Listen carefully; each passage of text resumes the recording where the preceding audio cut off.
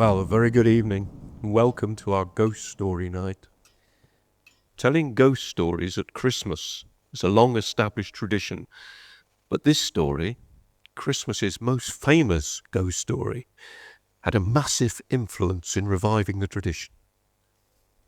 Just before Christmas, 1843, a 31-year-old Charles Dickens published A Christmas Carol.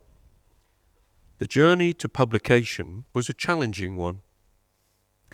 Dickens was already famous, but he worried that his creativity had peaked. He had serious financial problems. Despite being a high earner, Dickens spent money faster than he earned it, and he took on significant debt to maintain his celebrity lifestyle.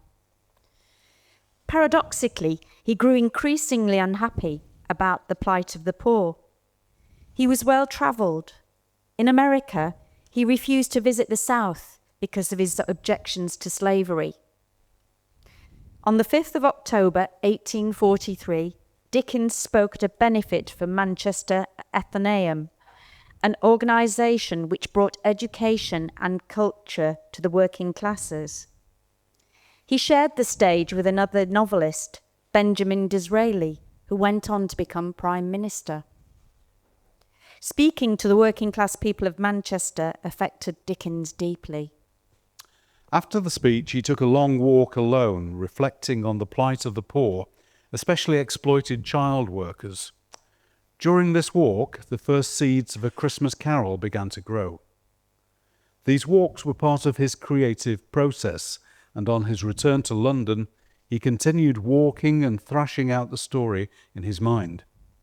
He wanted to flip the celebration of wealth into a celebration of human virtue and charity, to demonstrate that riches were pernicious and that the many poor suffered because of the luxury enjoyed by a few. A Christmas Carol was finished in just 6 weeks. Despite having several bestsellers to his name, his publisher Chapman and Hall lacked faith in the story. Dickens lacked faith in his publisher. He was also unhappy with his income from his previous books and considered his percentage too small. To move forward quickly, Dickens covered most of the costs himself, determined to have his book published before Christmas. The costs were high. This was an illustrated novel with woodcuts and 4-colour etchings, a gold-stamped cover, and red and blue title pages and yellow end papers. Despite all being already massively in debt and financially pressured, Dickens somehow found the money. The book was published on 19th of December 1843. By Christmas Eve, all 6,000 copies had been sold. By spring, 7 more editions were printed. Following the success of A Christmas Carol, Dickens moved to a new publisher, Bradbury and Evans, under more favourable terms. The book revived his career, provided a massive mainstream insight into the plight of the poor, and literally reinvented what Christmas was all about. Like many writers of the time, Dickens toured and read abridged versions of his novels to large audiences. Tonight's reading of A Christmas Carol is the version abridged for performance by Dickens himself.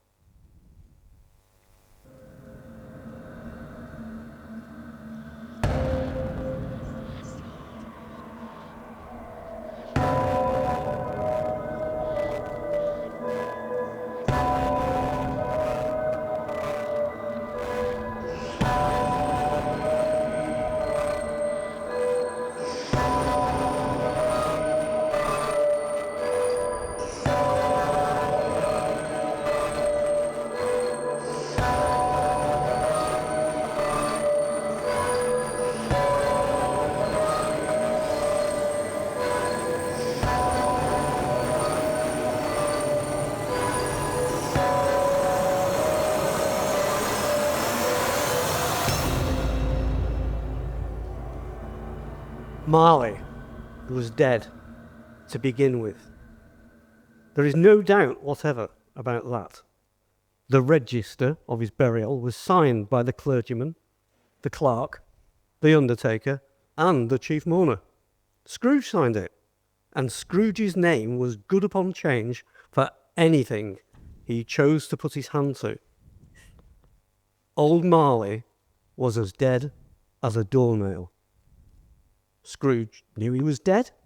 Of course he did. How could it be otherwise?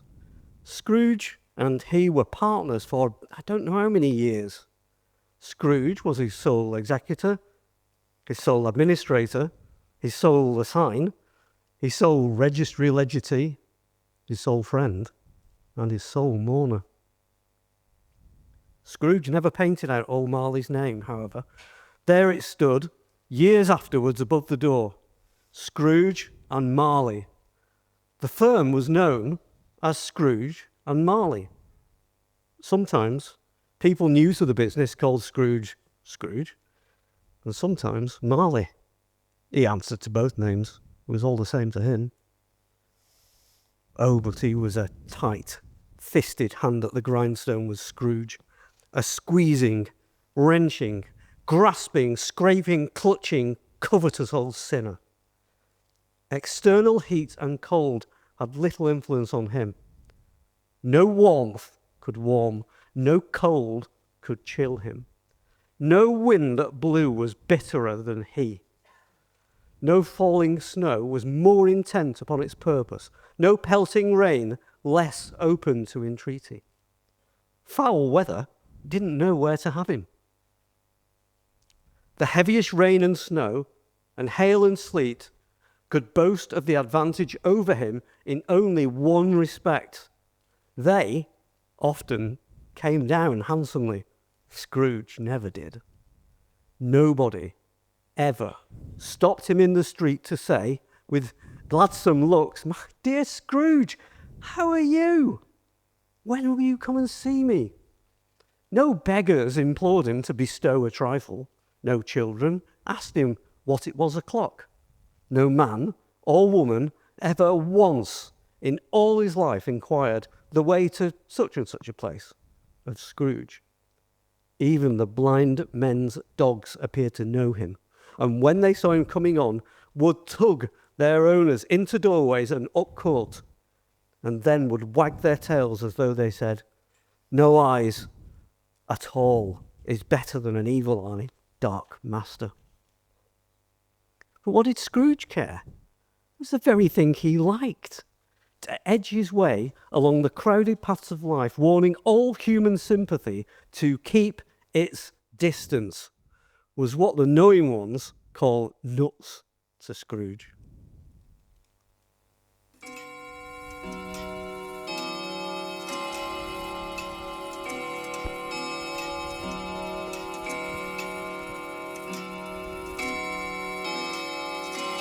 Once upon a time, of all the good days of the year, upon a Christmas Eve, old Scrooge sat busy in his counting house. It was cold, bleak, biting, foggy weather, and the city clocks had only just gone 3. But it was quite dark already. The door of Scrooge's counting house was open that he might keep his eye on the clerk, who, in a dismal little cell beyond, a sort of tank, was copying letters. Scrooge had a very small fire, but the clerk's fire was so very much smaller that it looked like one coal. But he couldn't replenish it, for Scrooge kept the coal box in his own room, and so surely as the clerk came in with the shovel, the master predicted it would be necessary for them to part. Wherefore, the clerk put on his white comforter and tried to warm himself at the candle, in which effort, not being a man of strong imagination, he failed. "A Merry Christmas, Uncle! God save you!" cried a cheerful voice. It was the voice of Scrooge's nephew, who came upon him so quickly that this was the first intimation Scrooge had of his approach. "Ha!" said Scrooge. "Humbug!" "Christmas a humbug, Uncle? You don't mean that, I am sure." "Oh, I do. Out upon Merry Christmas. What's Christmas time to you but a time for paying bills without money? A time for finding yourself a year older and not an hour richer? A time for balancing your books and having every item in them through a round dozen of months presented dead against you. If I had my will, every idiot who goes about with Merry Christmas on his lips should be boiled with his own pudding and buried with a stake of holly through the heart. He should. Uncle. Nephew, keep Christmas in your own way. Let me keep it in mine. Keep it? But you don't keep it. Well, let me leave it alone then. Much good may it do you. Much good it has ever done you. There are many things from which I might have derived good, by which I have not profited. I dare say Christmas among the rest. But I am sure I have always thought of Christmas time, when it has come around, apart from the veneration due to its sacred origin, if anything belonging to it can be apart from that, as a good time, a kind, forgiving, charitable, pleasant time.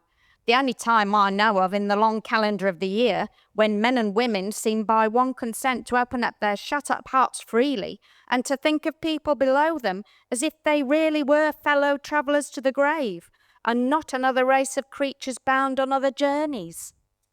And therefore, uncle, though it has never put a scrap of gold or silver in my pocket, I believe that it has done me good and will do me good. And I say, God bless it. The clerk in the tank involuntarily applauded. Let me hear another sound from you, said Scrooge, and you'll keep your Christmas by losing your situation. Oh, you're quite a powerful speaker, sir, he added, turning to his nephew. I wonder you don't go into Parliament. Don't be angry, uncle. Come, dine with us tomorrow. Good afternoon. I want nothing from you. I ask nothing of you. Why Good cannot we be friends? Good afternoon. I am sorry with all my heart to find you so resolute. We have never had any quarrel to which I have been a party, but I have made the trial in homage to Christmas, and I'll keep my Christmas humour to the last. So a Merry Christmas Good afternoon. and a Happy New Year. Good afternoon. His nephew left the room without an angry word notwithstanding. The clerk, in letting Scrooge's nephew out, had let two other people in. They were portly gentlemen, pleasant to behold, and now stood with their hats off in Scrooge's office. They had books and papers in their hands and bowed to him. Scrooge and Barleys, I believe, said one of the gentlemen, referring to his list. Have I the pleasure of addressing Mr. Scrooge or Mr. Marley? Mr. Marley's been dead these 7 years. He died 7 years ago this very night. At this festive season of the year, Mr. Scrooge, said the gentleman, taking up a pen, it is more than usually desirable that we should make some slight provision for the poor and destitute, who suffer greatly at the present time. Many thousands are in want of common necessaries. Hundreds of thousands are in want of common comforts, sir. Are there no prisons? There are plenty of prisons, but under the impression that they scarcely furnish Christian cheer of mind or body to the unoffending multitude, a few of us are endeavouring to raise a fund to buy the poor some meat and drink and means of warmth. We choose this time because it is a time of all others when want is keenly felt and abundance rejoices. What shall I put you down for? Nothing. You wish to remain anonymous? I wish to be left alone. Since you ask me what I wish, gentlemen, that is my answer. I don't make merry myself at Christmas, and I can't afford to make idle people merry. I help to support the prisons and the workhorses. They cost enough. And those who are badly off must go there. Many can't go there, and many would rather die. Well, if they'd rather die, they'd better do so and decrease the surplus population. At length, the hour of shutting up the counting-house arrived. With an ill will, Scrooge, dismounting from his stool, tacitly admitted the fact to the expectant clerk in the tank, who instantly snuffed out his candle and put on his hat. You want all day tomorrow, I suppose? If quite convenient, sir. It's not convenient, and it's not fair. If I was to stop half a crown for it, You think yourself mightily ill-used, I'll be bound. Yes, sir. And yet you don't think me ill-used when I pay a day's work, those wages for no work. It's only once a year, sir. A poor excuse for picking a man's pocket every 25th of December. But I suppose you must have the whole day. Be here all the earlier next morning. The clerk promised that he would, and Scrooge walked out with a growl. The office was closed in a twinkling, and the clerk, with the long ends of his white comforter dangling below his waist, for he boasted no greatcoat, went down a slide at the end of a lane of boys 20 times in honour of it being Christmas Eve, and then ran home as hard as he could pelt to play at Blind Man's Buff. Scrooge took his melancholy dinner in his usual melancholy tavern, and having read all the newspapers and beguiled the rest of the evening with his banker's book, went home to bed. He lived in chambers which had once belonged to his deceased partner. They were a gloomy suite of rooms in a lowering pile of a building up a yard. The building was old enough now and dreary enough, for nobody lived in it but Scrooge, the other rooms being all let out as offices. Now it is a fact that there is nothing at all particular about the knocker on the door of the house, except that it was very large. Also that Scrooge had seen it night and morning during his whole residence in that place. Also that Scrooge has as little of what is called fancy about him as any man in the city of London. And yet Scrooge, having his key in the lock of the door, saw in the knocker, without it undergoing any intermediate process of change, not a knocker, but Marley's face. Marley's face, with a dismal light about it, like a bad lobster in a dark cellar. It was not angry or ferocious, but it looked at Scrooge as Marley used to look, ghostly spectacles turned up on its ghostly forehead. As Scrooge looked at this phenomenon, it was a knocker again. He said, and closed the door with a bang.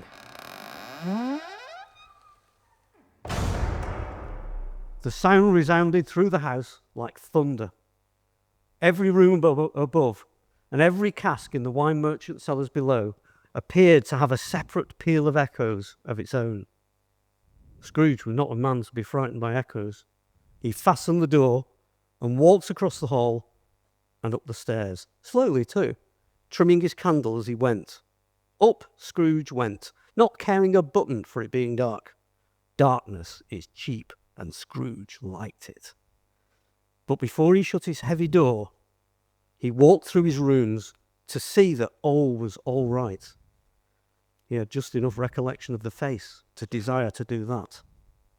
Sitting room, bedroom, lumber room, all as they should be. Nobody under the table, nobody under the sofa. A small fire in the grate, and basin ready, and spoon, and a little saucepan of gruel. Scrooge had a cold in the head, sat upon the hob.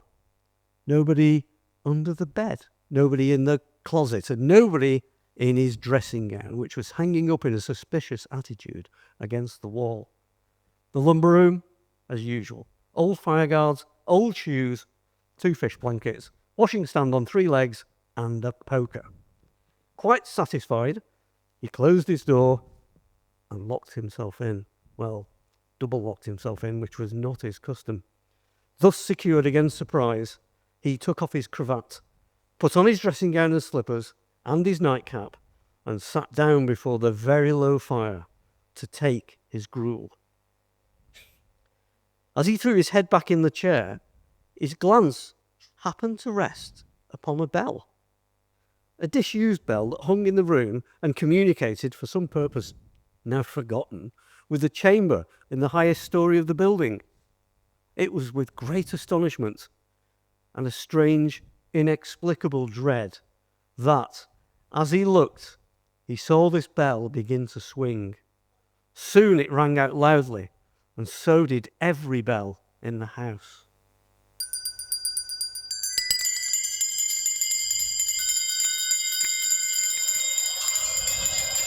This was succeeded by a clanking noise, deep down below, as if some person were dragging a heavy chain over casks in the wine merchant's cellar.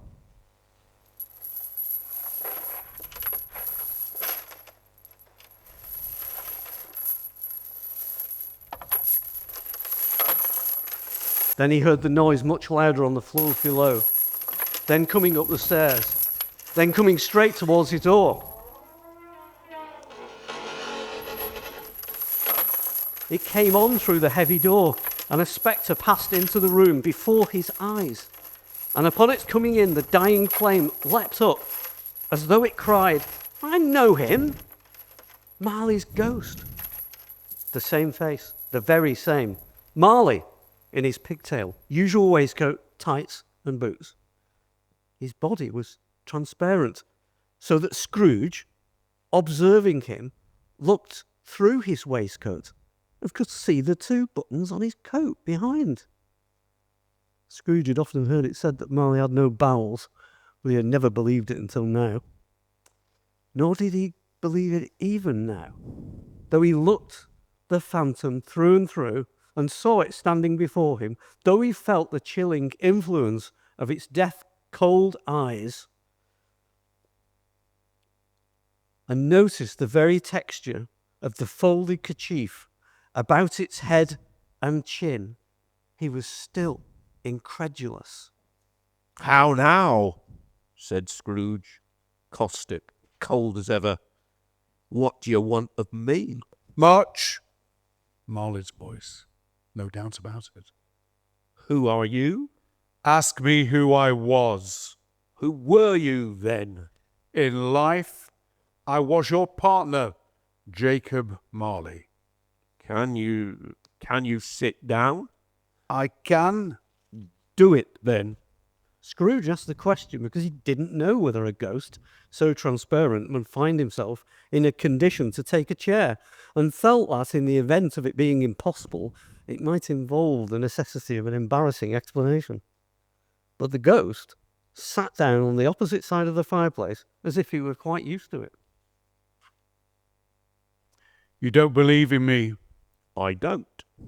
What evidence would you have of my reality beyond that of your senses? "I don't know." Why do you doubt your senses? "Because a little thing affects them. A slight disorder of the stomach makes them cheats. You may be an undigested bit of beef, a blot of mustard, a crumb of cheese, a fragment of an underdone potato. There's more of gravy than of grave about you, whatever you are." And Scrooge was not much in the habit of cracking jokes, nor did he feel in his heart by any means waggish then. The truth is that he tried to be smart as a means of distracting his own attention and keeping down his horror. But how much greater was his horror when the phantom, taking off the bandage round its head, as if it were too warm to wear indoors, its lower jaw dropped upon its breast. "Mercy! Dreadful apparition! Why do you trouble me? Why do spirits walk the earth, and why do they come to me?" It is required of every man that the spirit within him should walk abroad among his fellow men, and travel far and wide, and if that spirit goes not forth in life, it is condemned to do so after death. I cannot tell you all I would. A very little more is permitted to me. I cannot rest, I cannot stay, I cannot linger anywhere. My spirit never walked beyond our counting house. Mark me, in life my spirit never roved beyond the narrow limits of our money-changing hole, and weary journeys lie before me. 7 years dead? And travelling all the time? On the You travel fast? on the wings of the wind. You might have got over a great quantity of ground in 7 years. Oh, blind man, not to know that ages of incessant labour by immortal creatures for this earth must pass into eternity before the good of which it is susceptible is all developed, not to know that any Christian spirit working kindly in its little sphere, whatever it may be, will find its mortal life too short for its vast means of usefulness. Not to know that no space of regret can make amends for one's life's opportunities misused. Yet I was like this man. I was once like this man. But you were always a good man of business, Jacob, faltered Scrooge, who now began to apply this to himself. Business, cried the ghost, wringing its hands again. Mankind was my business. The common welfare was my business. Charity, mercy, forbearance, benevolence, they were all my business. The dealings of my trade were but a drop of water in the comprehensive ocean of my business.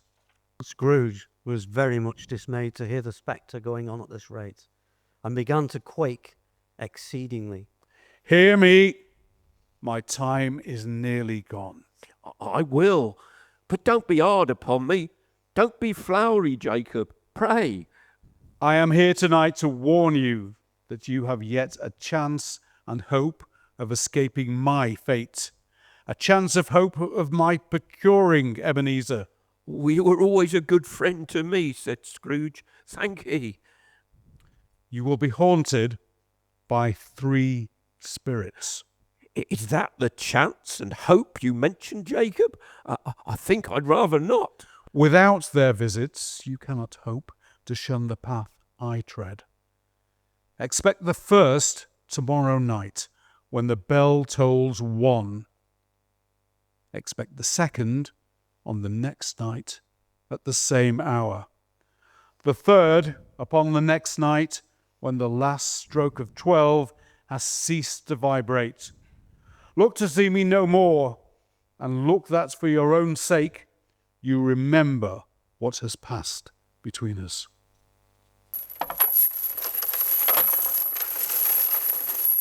It walked backwards from him, and at every step it took, the window raised itself a little, so that when the apparition reached it, it was wide open. Scrooge closed the window and examined the door by which the ghost had entered. It was double locked, as he had locked it with his own hands, and the bolts undisturbed. Scrooge tried to say humbug, but stopped at the first syllable, and being, from the emotion he had undergone, or the fatigues of the day, or his glimpse of the invisible world, or the dull conversation of the ghost, or the lateness of the hour, much in need of repose, he went straight to bed without undressing, and fell asleep on the instant.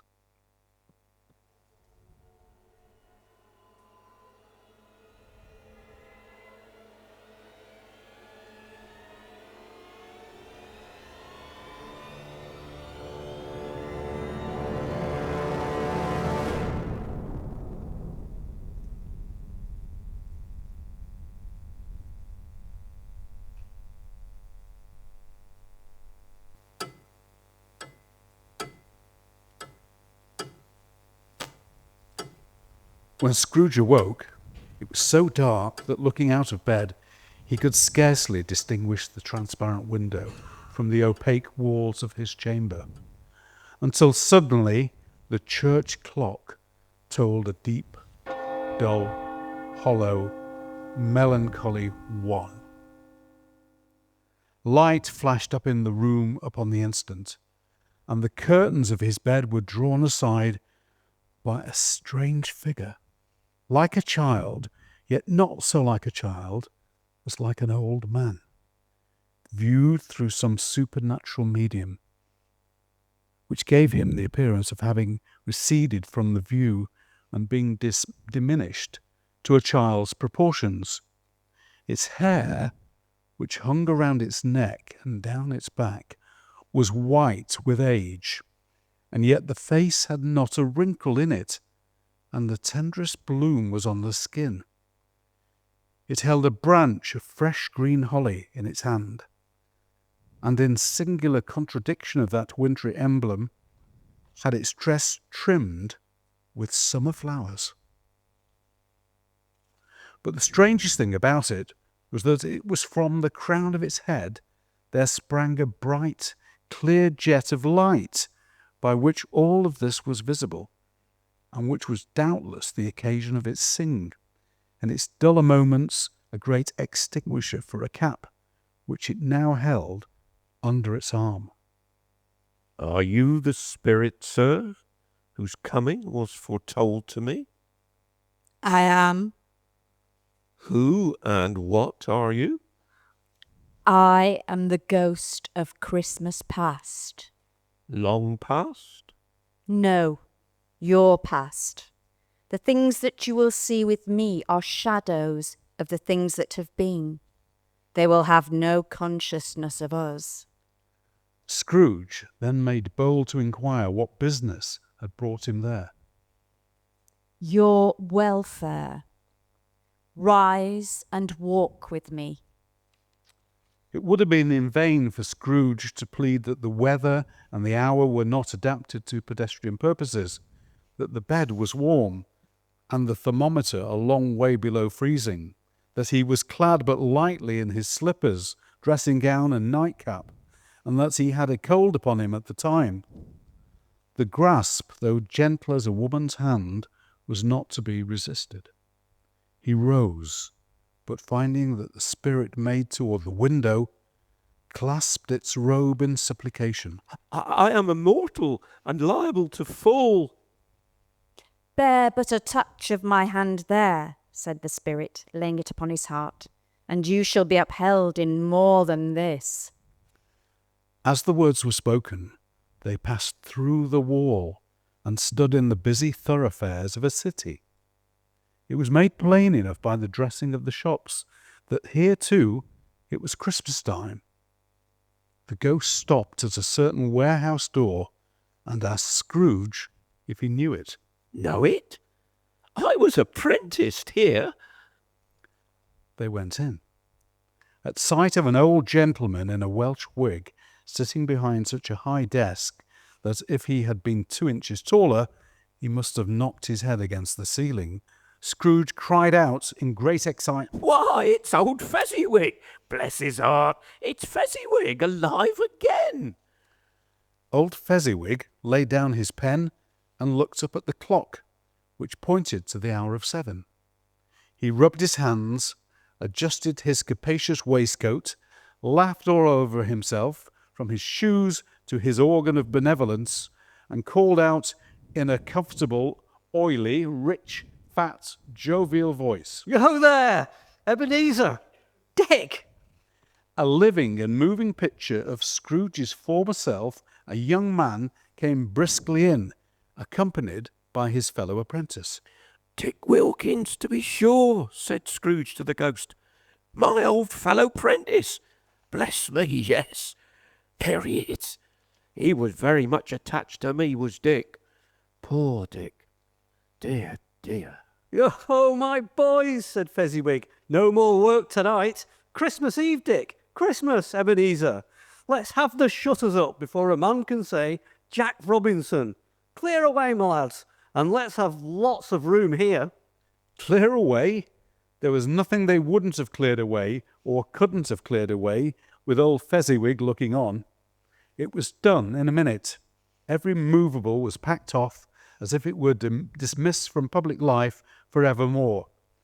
The floor was swept and watered, the lamps were trimmed, fuel was heaped upon the fire, and the warehouse was as snug and warm and dry and bright a ballroom as you would desire to see on a winter night. In came a fiddler with a music book, and went up to the lofty desk, and made an orchestra of it, and tuned like 50 stomach aches.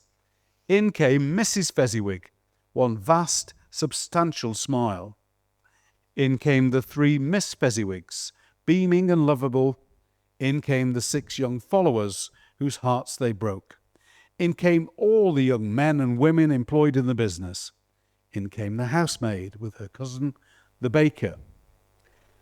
In came the cook with her brother's particular friend, the milkman. In they all came, one after another, some shyly and some boldly, some gracefully, some awkwardly, some pushing, some pulling. In they all came, anyhow and everyhow. Away they all went, 20 couples at once, hands half round and back again the other way, down the middle and up again, round and round in various stages of affectionate grouping. Old top couple always turning up in the wrong place, new top couple starting off again as soon as they got there, all top couples at last and not a bottom one to help them. When this result was brought about, old Fezziwig, clapping his hands to stop the dance, cried out, "Well done!" and the fiddler plunged his hot face into a pot of porter, especially provided for that purpose. There were more dances, and there were forfeits and more dances, and there was a cake, and there was negus, and there was a great piece of cold roast, and there was a great piece of cold boiled, and there were mince pies and plenty of beer. But the great effect of the evening came after the roast and boiled, when the fiddler stuck up Sir Roger de Coverley. Then old Fezziwig stood out to dance with Mrs. Fezziwig. Top couple too with a good stiff piece of work cut out for them, 3 or 4 and 20 pairs of partners, people who were not to be trifled with, people would dance and had no notion of walking. But if they had been twice as many, 4 times, old Fezziwig would have been a match for them, and so would Mrs. Fezziwig. As to her, she was worthy to be his partner in every sense of the term. A positive light appeared to issue from Fezziwig's carps. They shone in every part of the dance. You couldn't have predicted at any given time what would become of them next. And when old Fezziwig and Mrs. Fezziwig had gone all through the dance, advance and retire, turn your partner, bow and curtsy, corkscrew, thread the needle, and back again to your place, Fezziwig cut so deftly that he appeared to wink with his legs. When the clock struck 11, this domestic ball broke up. Mr. and Mrs. Fezziwig took their stations, one on either side of the door, and shaking hands with every person individually as he or she went out, wished him or her a Merry Christmas. When everybody had retired but the 2 prentices, they did the same to them, and thus the cheerful voices died away, and the lads were left to their beds, which were under a counter in the back of the shop. "A small matter," said the ghost, "to make these silly folks so full of gratitude. He has spent but a few pounds of your mortal money, 3 or 4 perhaps. Is that so much that he deserves this praise?" "It isn't that," said Scrooge, heated by the remark and speaking unconsciously like his former, not his latter self. "It isn't that, Spirit. He has the power to render us happy or unhappy, to make our service light or burdensome, a pleasure or a toil. Say that his power lies in words and looks, in things so slight and insignificant that it's impossible to add and count 'em up. What then? The happiness it gives is quite as great as if it cost a fortune." He felt the spirit's glance and stopped. "What is the matter?" Nothing particular." "Something, I think." No, I should like to be able to say a word or two to my clerk just now. That's all." "My time grows short," observed the spirit. "Quick."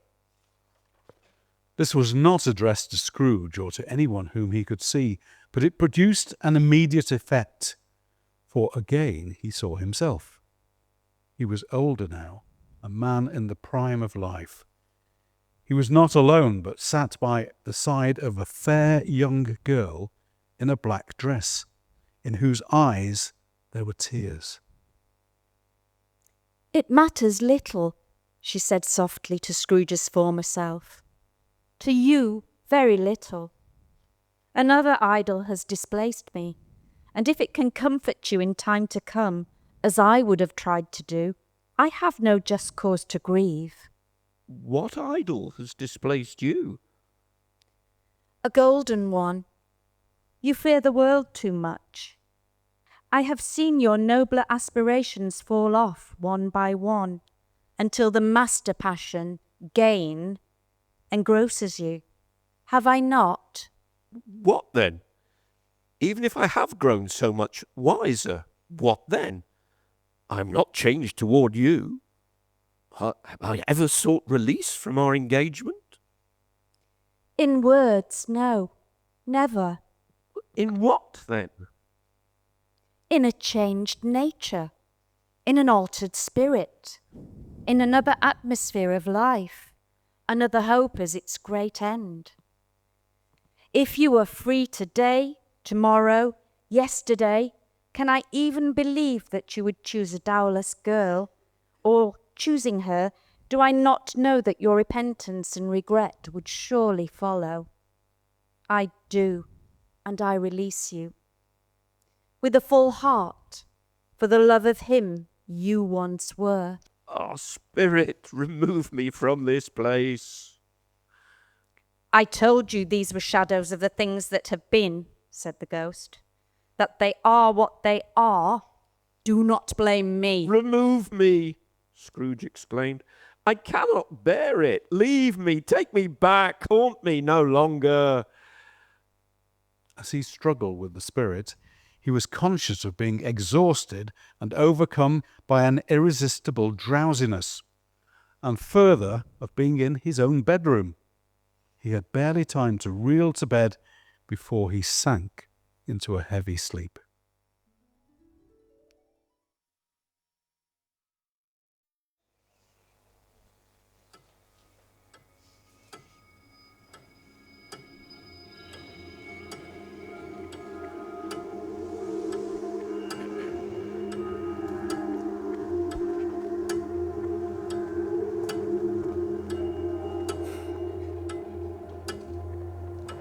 Scrooge awoke in his own bedroom.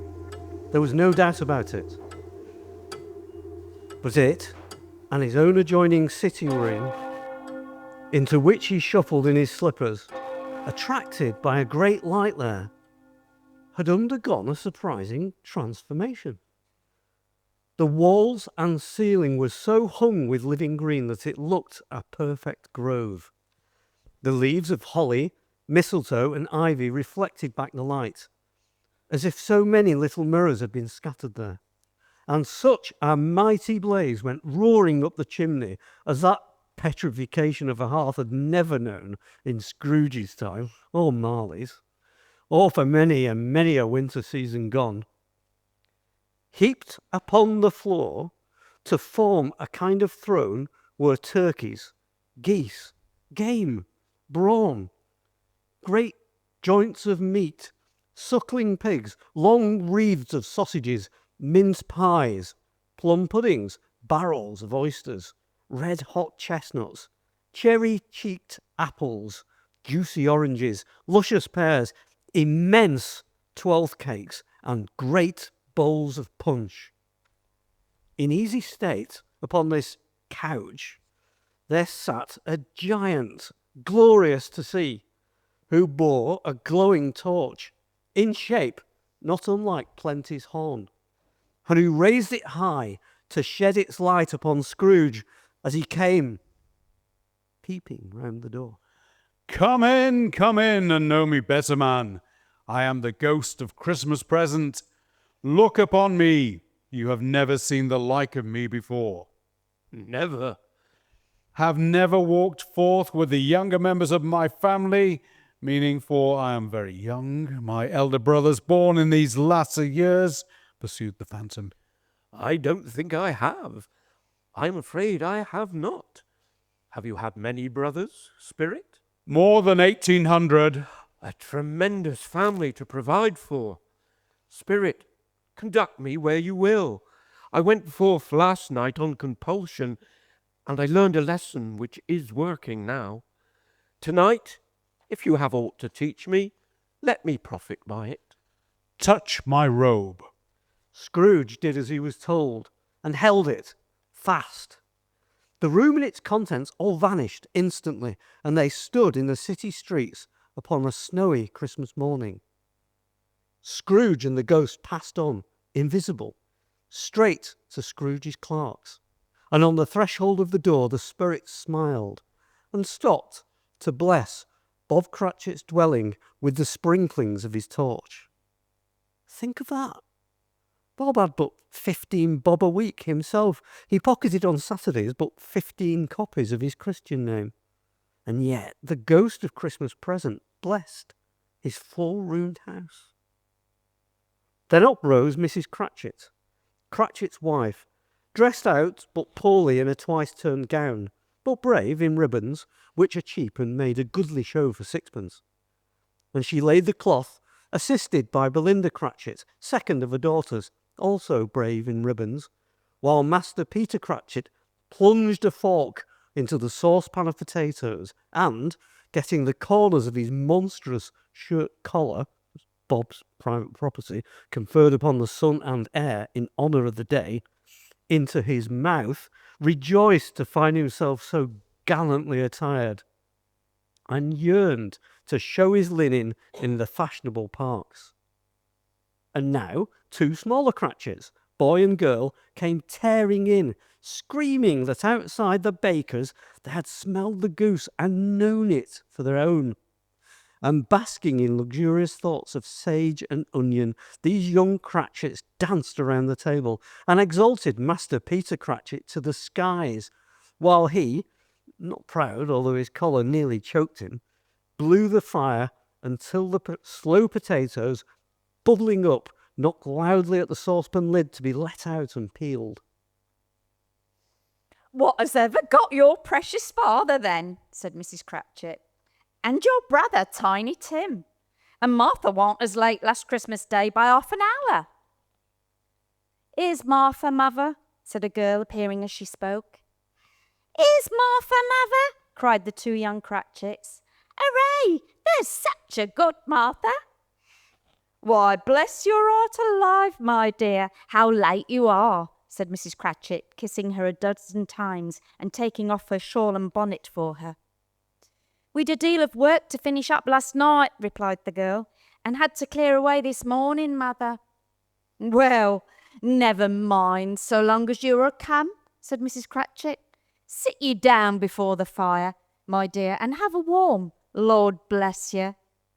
"No, no, there's father coming," cried the 2 young Cratchits, who were everywhere at once. "Hide, Martha, hide!" So Martha hid herself, and in came little Bob, the father, with at least 3 feet of comforter, exclusive of the fringe, hanging down before him, and his threadbare clothes darned up and brushed to look seasonable, and Tiny Tim upon his shoulder.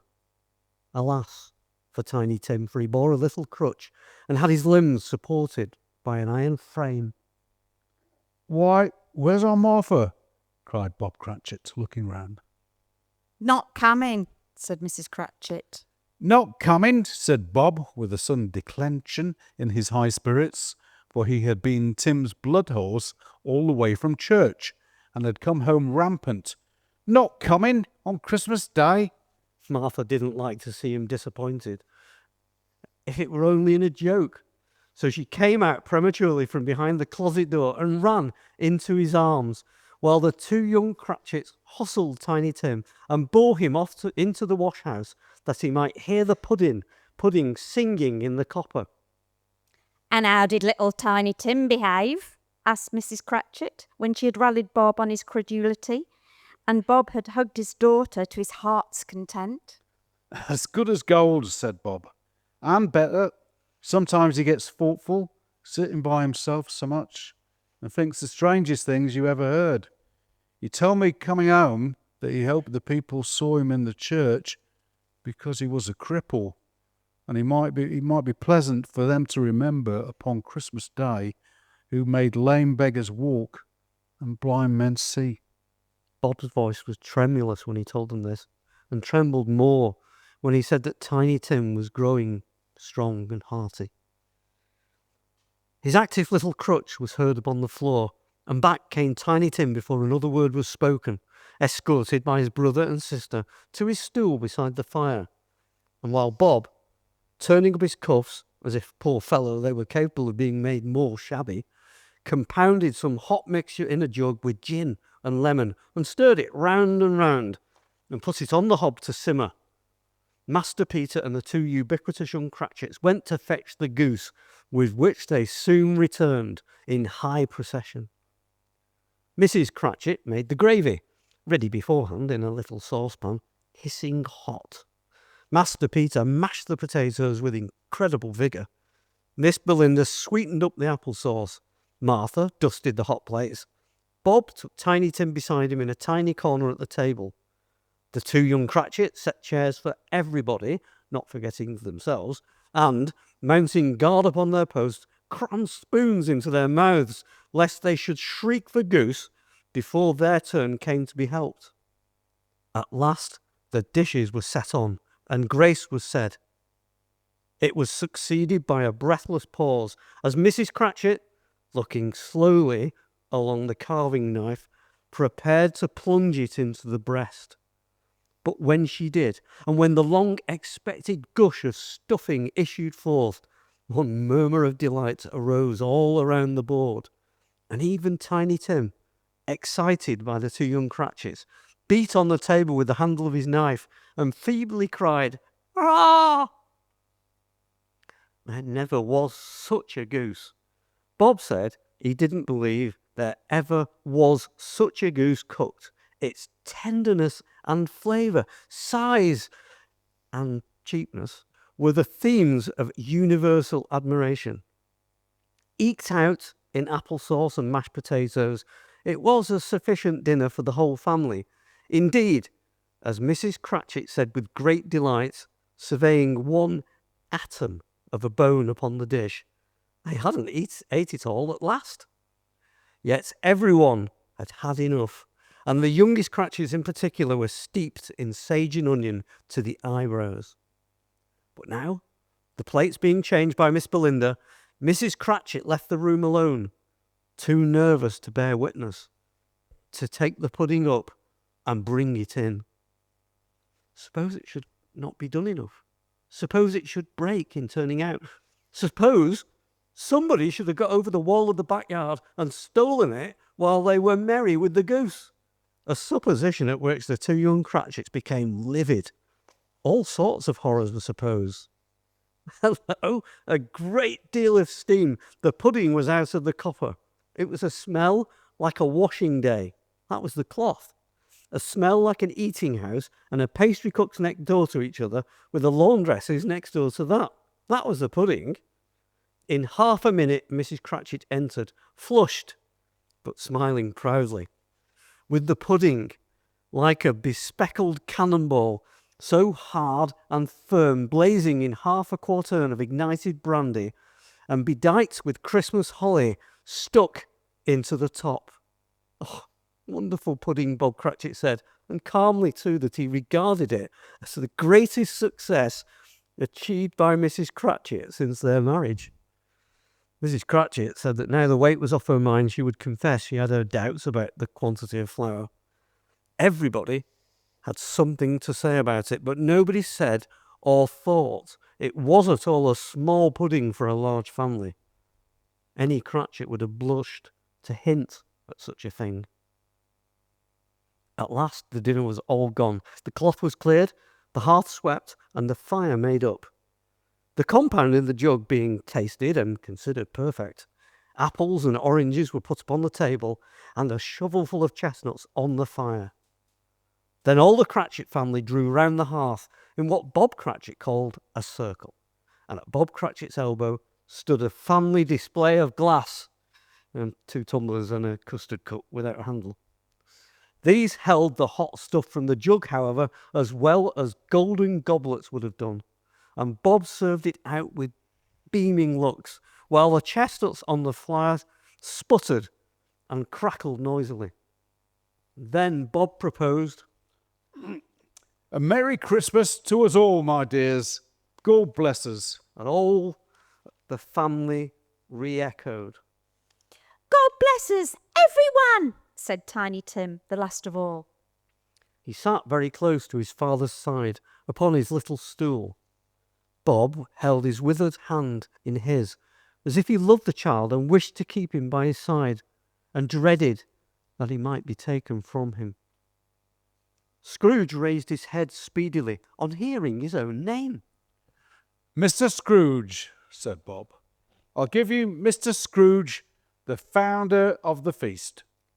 The founder of the feast, indeed, cried Mrs. Cratchit, reddening. I wish I had him here. I'd give him a piece of my mind to feast upon, and I hope he'd have a good appetite for it. My dear, said Bob, the children, Christmas Day.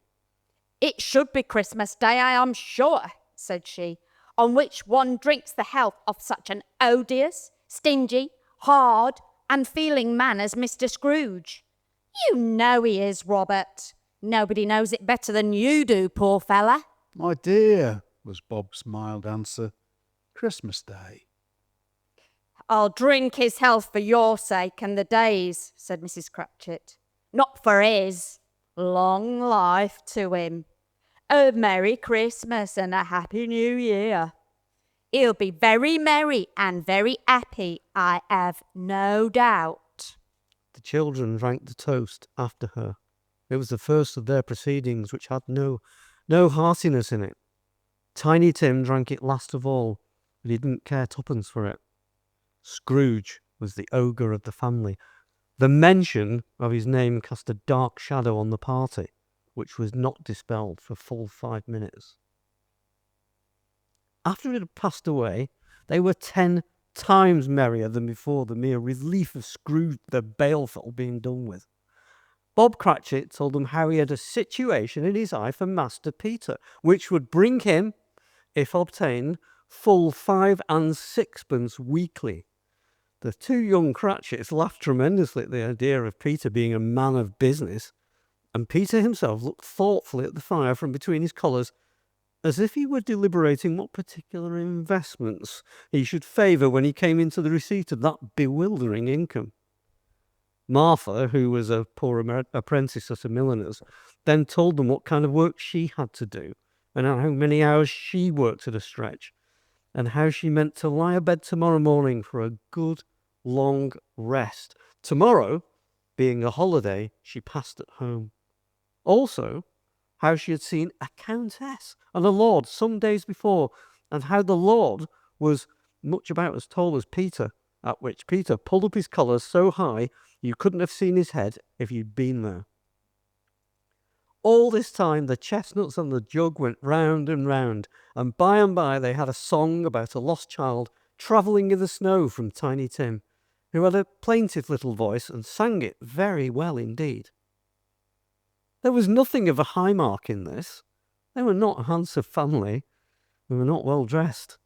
Their shoes were far from being waterproof, and their clothes were scanty. And Peter might have known, and very likely did, the inside of a pawnbroker. But they were happy, grateful, pleased with one another, and contented with the time. And when they faded, they looked happier yet in the bright sprinklings of the Spirit's torch at parting. Scrooge had his eye upon them, and especially on Tiny Tim, until the last. It was a great surprise to Scrooge, as this scene vanished, to hear a hearty laugh. It was a much greater surprise to Scrooge to recognise it as his own nephew's, and to find himself in a bright, dry, gleaming room with the Spirit standing smiling by his side and looking at that same nephew. It is a fair, even-handed, noble adjustment of things that while there is infection and disease and sorrow, there is nothing in the world so irresistibly contagious as laughter and good humour. When Scrooge's nephew laughed, Scrooge's niece by marriage laughed as heartily as he, and their assembled friends, being not a bit behind hand, laughed out lustily. He said that Christmas was a humbug, as I live, cried Scrooge's nephew. He believed it too. More shame for him, Fred, said Scrooge's niece indignantly. Bless those women. They never do anything by halves. They are always in earnest. She was very pretty, exceedingly pretty, with a dimpled, surprised-looking capital face, a ripe little mouth that seemed made to be kissed, as no doubt it was. All kinds of good little dots about her chin that melted into one another when she laughed, and the sunniest pair of eyes you ever saw in any little creature's head. Altogether, she was what you would have called provoking, but satisfactory too. Oh, perfectly satisfactory. He's a comical old fellow, said Scrooge's nephew. That's the truth, and not so pleasant as he might be. However, his offences carry his own punishment, and I have nothing to say against him. Who suffers by his ill whims? Himself. Always. He takes it into his head to dislike us, and he won't come and dine with us. What's the consequence? He don't lose much of a dinner. Indeed, I think he loses a very good dinner, interrupted Scrooge's niece. Everyone else said the same, and they must be allowed to have been competent judges, because they had just had dinner, and with the dessert upon the table were clustered around the fire by lamplight. Well, I'm very glad to hear it, said Scrooge's nephew, because I haven't any great faith in these young housekeepers. What do you say, Topper? Topper clearly had his eye on one of Scrooge's niece's sisters, for he answered that a bachelor was a wretched outcast who had no right to express an opinion on the subject. Whereat Scrooge's niece's sister, the plump one with the lace tucker, not the one with the roses, blushed. After tea they had some music, for they were a musical family and knew what they were about when they sang a glee or a catch, I can assure you.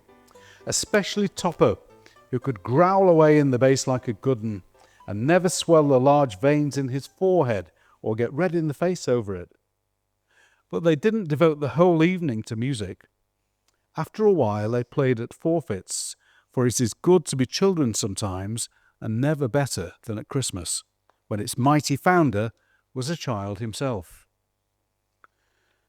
There was first a game at Blindman's Buff, though, and I no more believe Topper was really blinded than I believe he had eyes in his boots, because the way in which he went after that plump sister in the lace tucker was an outrage on the credulity of human nature. Knocking down the fire irons, tumbling over the chairs, bumping up against the piano, smothering himself amongst the curtains, wherever she went, there went he. He always knew where the plump sister was. He wouldn't catch anybody else. If you had fallen up against him, as some of them did, and stood there, he would have made a feint of endeavouring to seize you, which would have been an affront to our understanding, and would instantly have sidled off in the direction of the plump sister. "Here's a new game," said Scrooge. "Another half-hour spirit. Only one." It was a game called Yes and No, where Scrooge's nephew had to think of something, and the rest must find out what, he only answering to the questions yes or no as the case was. The fire of questioning to which he was exposed elicited from him that he was thinking of an animal, a live animal, rather a disagreeable animal, a savage animal, an animal that growled and grunted sometimes, and talked sometimes, and lived in London, and walked about the streets, and wasn't made a show of, and wasn't led by anybody, and didn't live in a menagerie, and was never killed in a market, and was not a horse, or an ass, or a cow, or a bull, or a tiger, or a dog, or a pig, or a cat, or a bear. At every new question put to him, this nephew burst into a fresh roar of laughter that was so inexpressibly tickled that he was obliged to get up off the sofa and stamp. At last, the plump sister cried out, I have found it out. I know what it is, Fred. I know what it is. What is it? Cried Fred. It's your Uncle Scrooge. which it certainly was. Admiration was the universal sentiment, though some objected that the reply to, "Is it a bear?" ought to have been yes.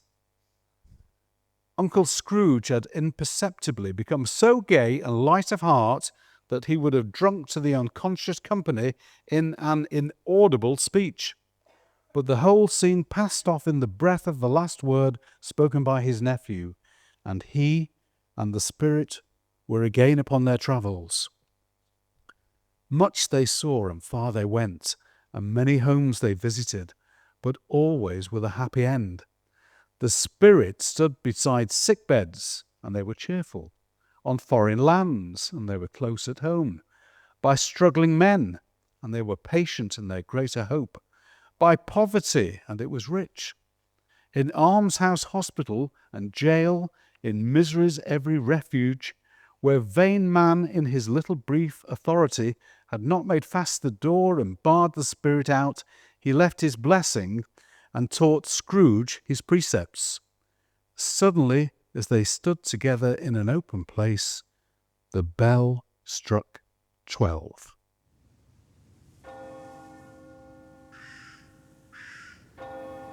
Scrooge looked about him for the ghost and saw it no more. As the last stroke ceased to vibrate, he remembered the prediction of old Jacob Marley, and lifting up his eyes, beheld a solemn phantom, draped and hooded, and coming like a mist along the ground toward him.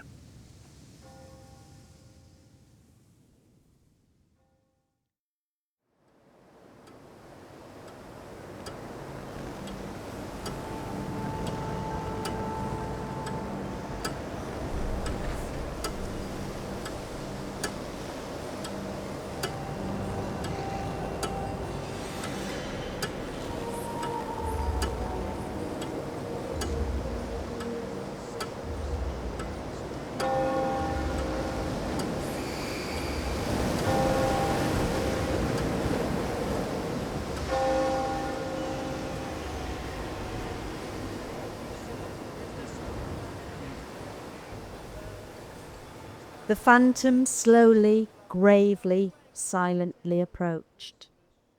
When it came near him, Scrooge bent down upon his knee, for in the air through which this spirit moved, it seemed to scatter gloom and mystery.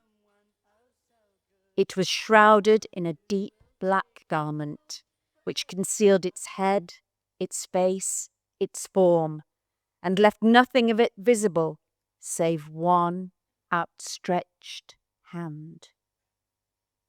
He knew no more, for the spirit neither spoke nor moved. I am in the presence of the ghost of Christmas yet to come, ghost of the future.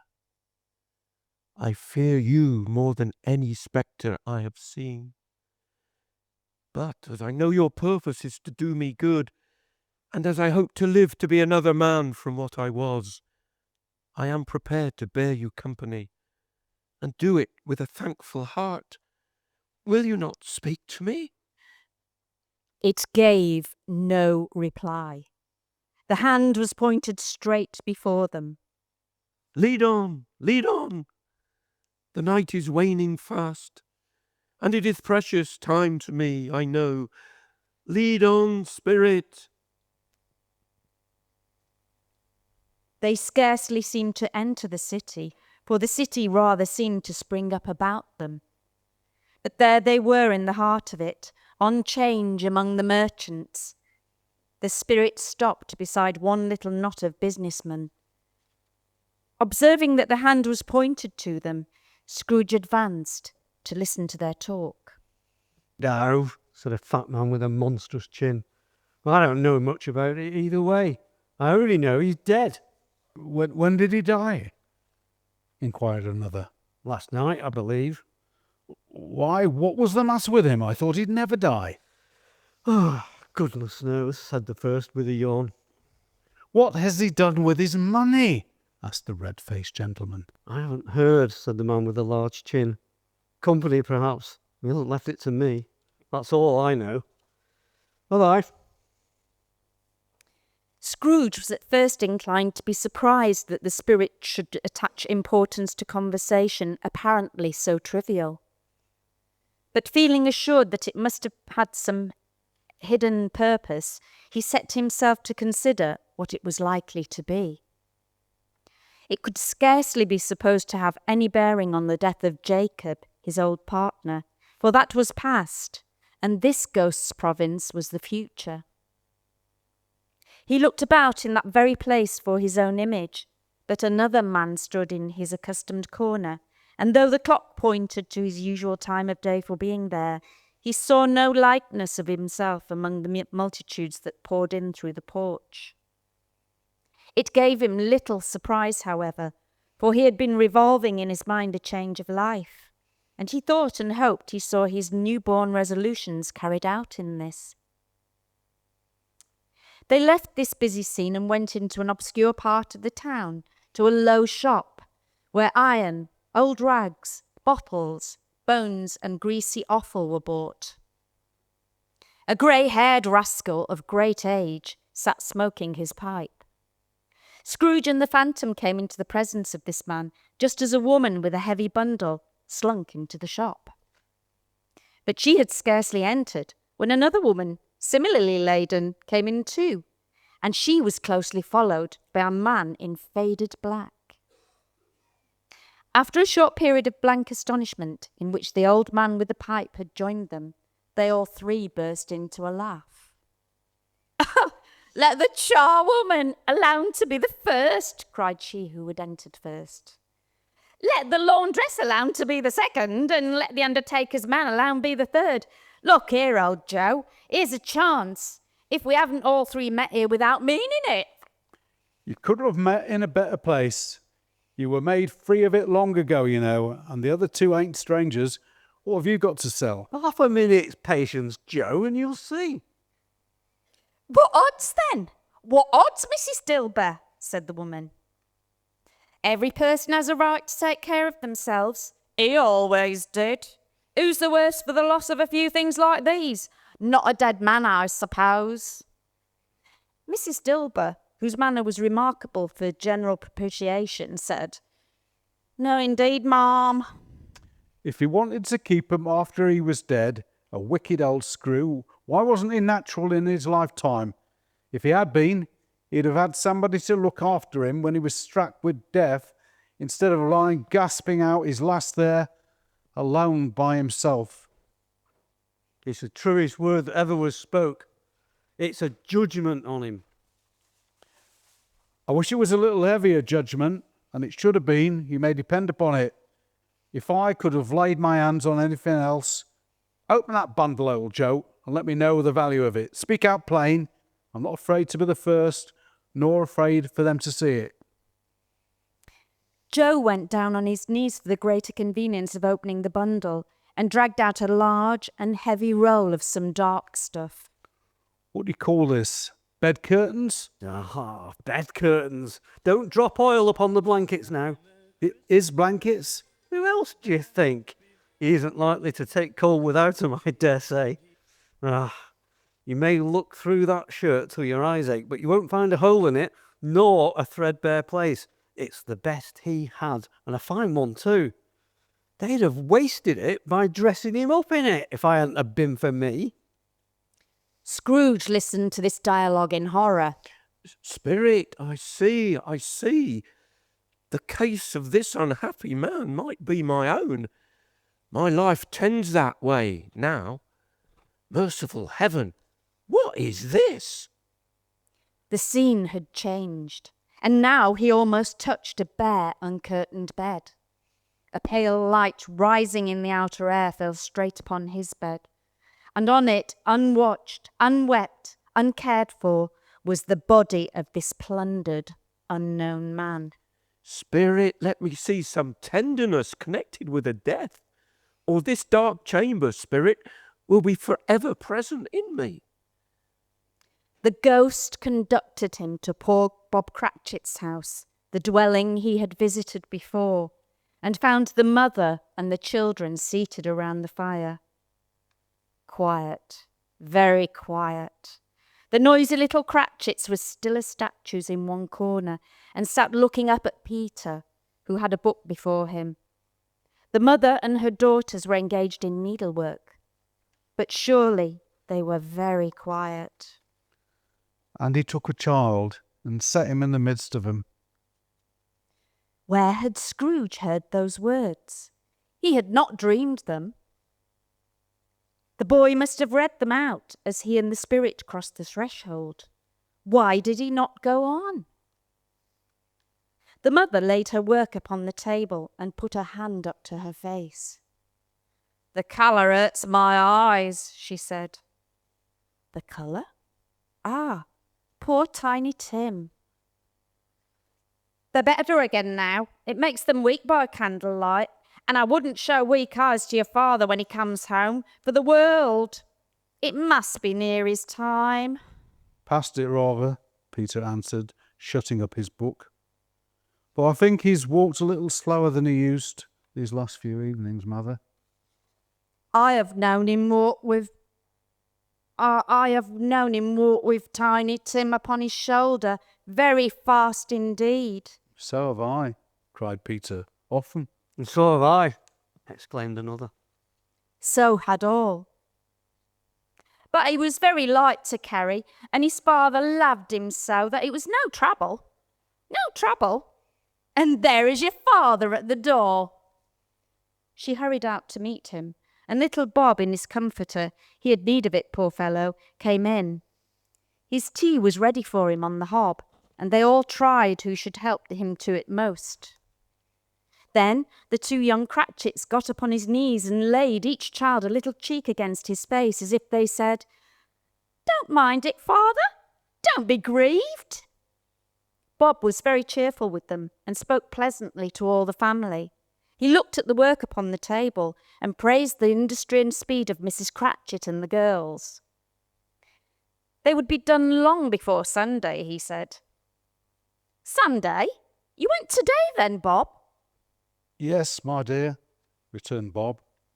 I wish you could have gone. It would have done you good to see how green a place it is. But you'll see it often. I promised him that I would walk there on a Sunday.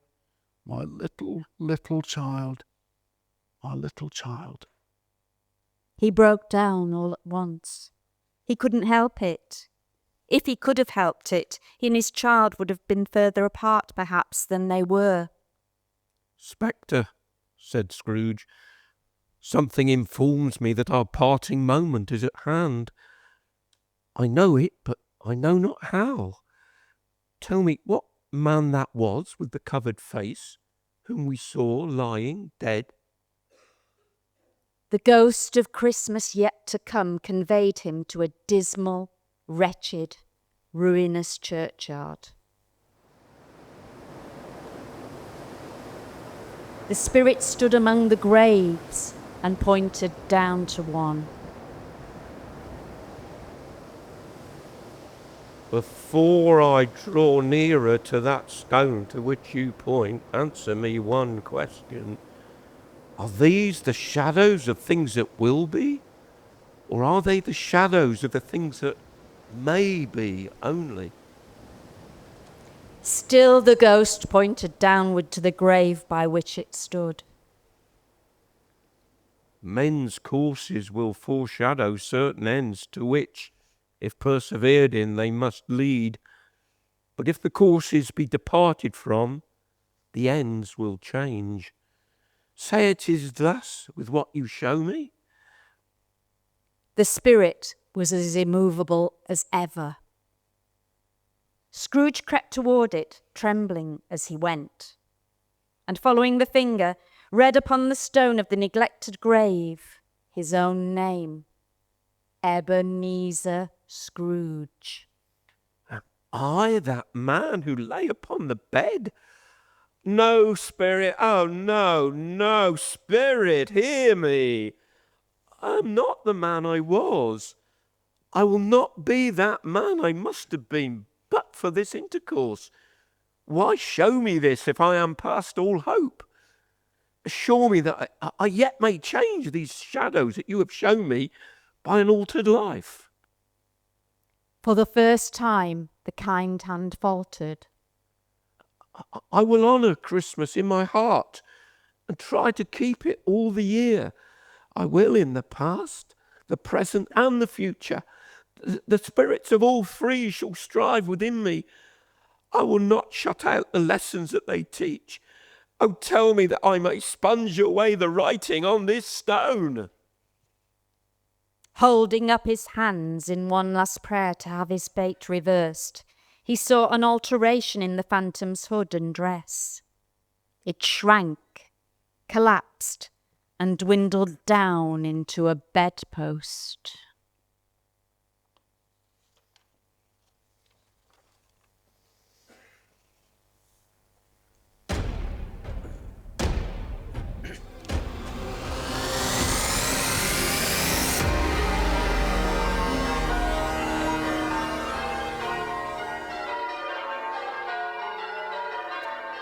Yes, and the bedpost was his own. The bed was his own. The room was his own. Best and happiest of all, the time before him was his own, to make amends it. I will live in the past, the present, and the future, Scrooge repeated as he scrambled out of bed. The spirits of all three shall strive within me. Oh, Jacob Marley, heaven and the Christmas time be praised for this. I say it on my knees, old Jacob, on my knees. He was so flustered and so glowing with his good intentions that his broken voice could scarcely answer to this call. He had been sobbing violently in his conflict with the spirit, and his face was wet with tears. They are not torn down, cried Scrooge, folding one of his bed curtains in his arms. They are not torn down, rings and all. They're here. I am here. The shadows of the things that would have been may be dispelled. They will be. I know they will. His hands were busy with his garments all this time, turning them inside out, putting them on upside down, tearing them, mislaying them, making them parties to every kind of extravagance. I don't know what to do, cried Scrooge, laughing and crying in the same breath, and making a perfect Laocoon of himself with his stockings. I'm as light as a feather. I'm as happy as an angel. I'm as merry as a schoolboy. I'm as giddy as a drunken man. A Merry Christmas to everybody. A Happy New Year to all the world. Hello there. Woohoo! Hello. He had frisked into the sitting room and was now standing there perfectly winded. There's the saucepan that the gruel was in, cried Scrooge, starting off again and frisking round the fireplace. There's the door by which the ghost of Jacob Marley entered. There's the corner where the ghost of Christmas present sat. It's all right. It's all true. It's all happened. Really, for a man who had been out of practice for so many years, it was a splendid laugh. The father of a long, long line of brilliant laughs. Oh, I don't know what day of the month it is, said Scrooge. I don't know how long I've been among the spirits. I don't know anything. I'm quite a baby. Never mind, I don't care. I'd rather be a baby. Hello, woo-hee, hello there. He was checked in his transports by the churches ringing out the lustiest peals he had ever heard. Clash, clang, hammer, ding, dong, bell. Bell, dong, ding, hammer, clang, clash. Oh, glorious, glorious. What's today? Cried Scrooge, calling down to a boy in Sunday clothes who perhaps had loitered in to look about him. Aye, returned the boy with all his might of wonder. What's today, my fine fellow? Said Scrooge. Today? Replied the boy. Why, Christmas Day! It's Christmas Day, said Scrooge to himself. I haven't missed it. The spirits have done it all in one night. They can do anything they like. Of course they can. Of course they can. Hello, my fine fellow. Hello, returned the boy. Do you know the poulterers in the next street but one, at the corner? Scrooge inquired. I should hope I did, replied the lad. Oh, an intelligent boy, said Scrooge, a remarkable boy. Do you know whether they've sold the prize turkey that was hanging up there? Not the little prize turkey, the big one. What? The one as big as me? Returned the boy. Ah, what a delightful boy, said Scrooge. It's a pleasure to talk to him. Oh, yes, my buck. It's hanging there now, replied the boy. Is it? Said Scrooge. Go buy it. What? Exclaimed the boy. No, said Scrooge. I am in earnest. Go and buy it and tell them to bring it here that I may give them the direction where to take it.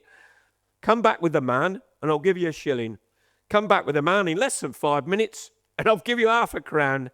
The boy was off like a shot. He must have had a steady hand at the trigger who would have got a shot off half so fast. I'll send it to Bob Cratchit's, whispered Scrooge, rubbing his hands and splitting with a laugh.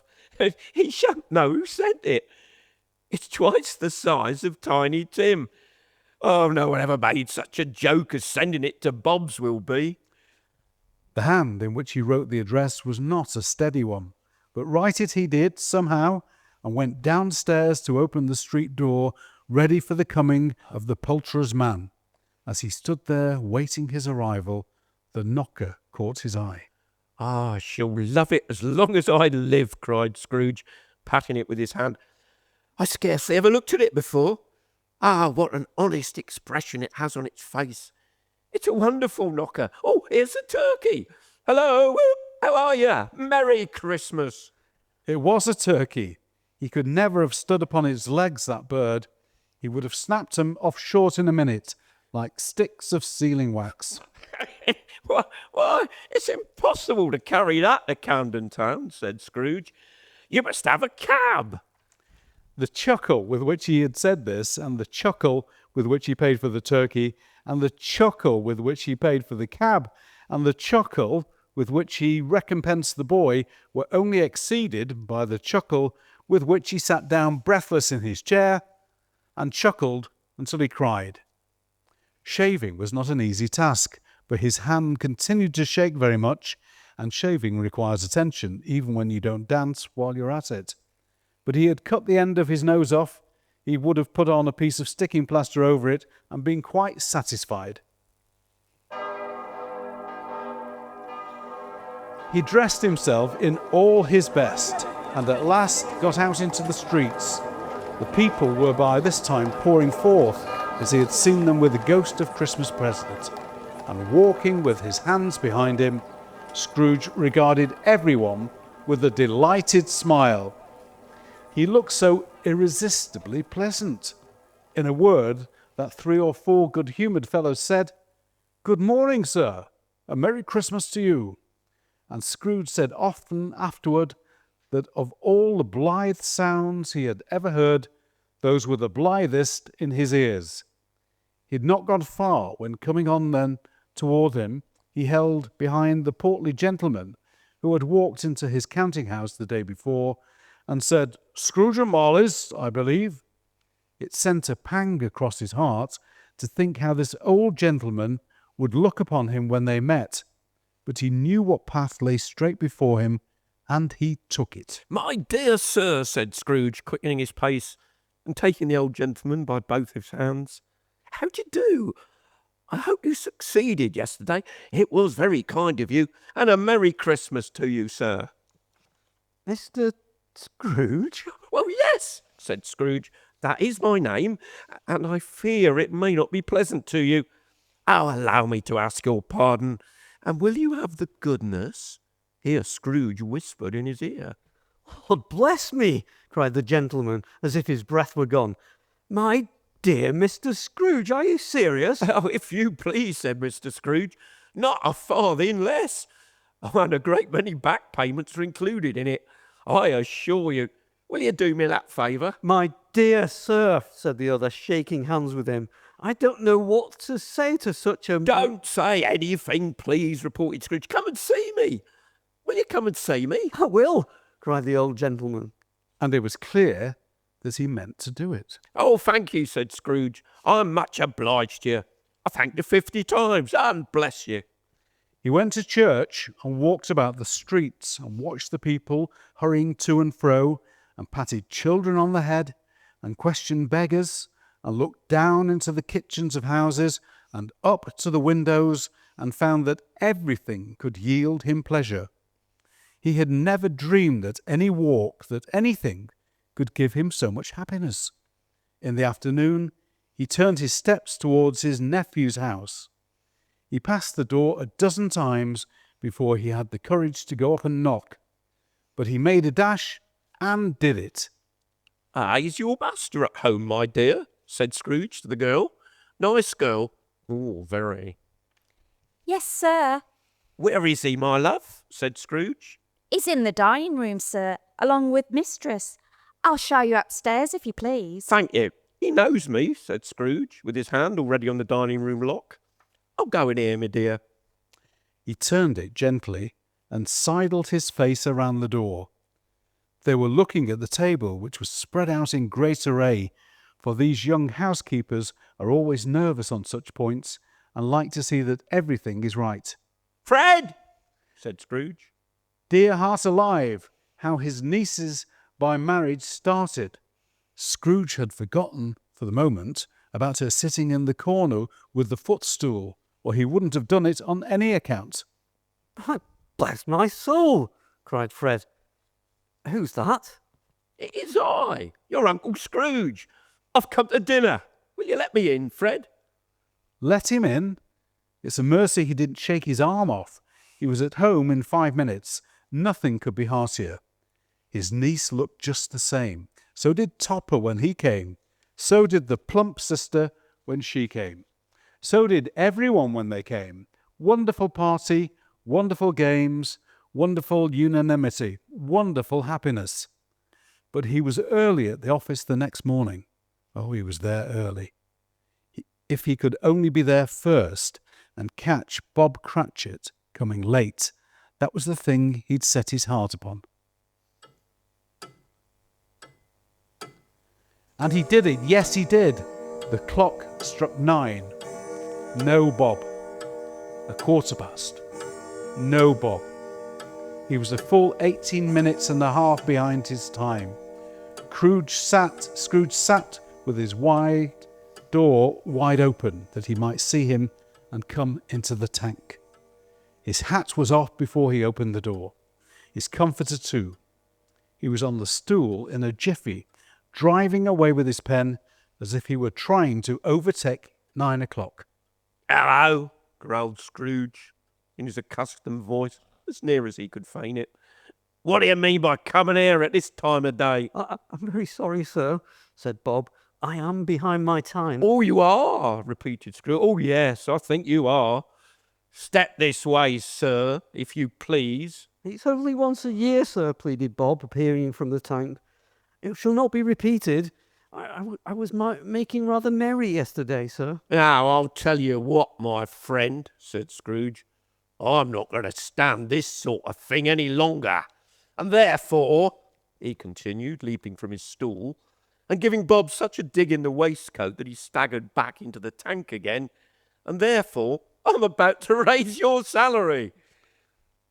Bob trembled and got a little nearer to the ruler. He had a momentary idea of knocking Scrooge down with it, holding him and calling to the people in the court for help and a straitjacket. A Merry Christmas, Bob, said Scrooge, with an earnestness that could not be mistaken, as he clapped him on the back. A merry Christmas, Bob, my good fellow, that I've given you for many a year. I'll raise your salary and endeavour to assist your struggling family, and we will discuss your affairs this very afternoon over a Christmas bowl of smoking bishop, Bob. Make up the fires, buy another coal scuttle before you dot another I, Bob Cratchit. Scrooge was better than his word. He did it all, and infinitely more.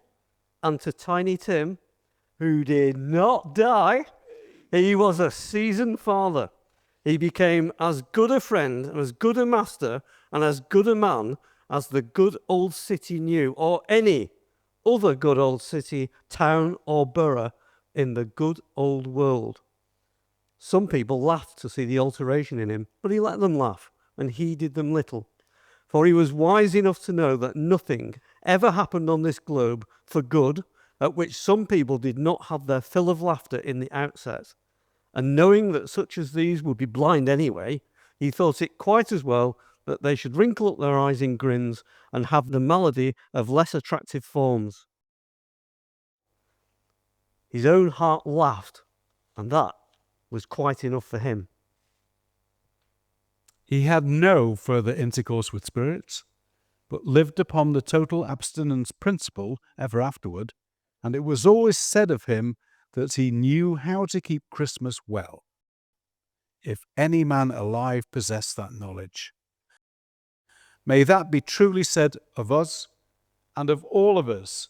And so, as Tiny Tim observed, God bless us, everyone!